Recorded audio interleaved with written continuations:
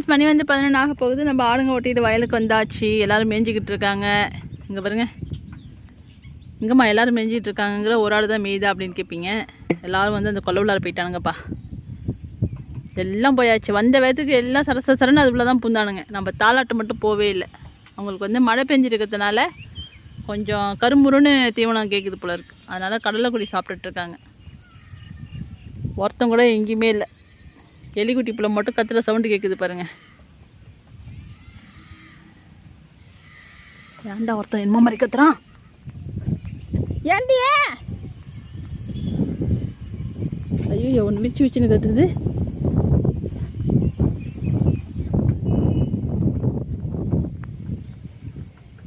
இங்க வா, இங்க வா. முட்டிட்டானோலா?